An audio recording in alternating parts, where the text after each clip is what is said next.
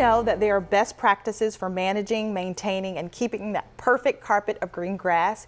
Here with me today is Hannah Wooten, Orange County Extension's Commercial Horticulture Agent. Welcome, Hannah. Thank you, Jana. Thanks for having me. Absolutely. So we have homes and golf courses that we see this beautiful, beautiful green grass. Tell us, how do we maintain that beautiful, thick carpet of green grass? Well, you know, it is something that is highly desired, right? To have that perfect stand of thick green grass. And we do see it at golf courses. We see it all over the place in parks. But the truth is, there is some science that goes into maintaining that perfectly green grass. And there are professionals that get paid to keep it that way. Right.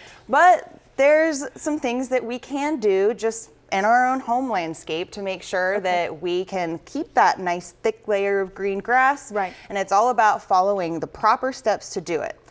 I also like to make sure that we recognize expectations. Sure. And you know, golf course grass is maybe not what you should expect for your home landscape. Absolutely. That's some high-end turf that is for sporting purposes, and it's maintained that way. I see. So there are some things that we can do to keep our grass nice and green and make sure that we're not over watering. Right, because I think that's important too. Yeah, we use over 50% of our drinking water to keep our turf grass acceptably green. Okay, let me make sure I heard you correct. Over half. Over half of our drinking water goes to watering our turf grass. That's a lot. So it is a lot, and if we don't manage our water resources appropriately and really look at conserving it first, we might not have enough drinking water in the future. We have other ways, it's just gonna be more expensive ways and things that might be less desirable than having fresh water come from our aquifer. Right. So that's why it's really important to not just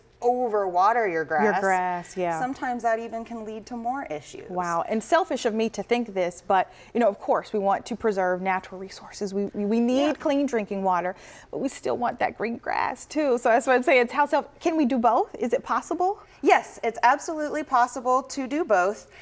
You do want to make sure that you're following steps. If the turf is important to you, or your HOA, or both, then you need to start off right with the right site conditions, maintaining the proper pH.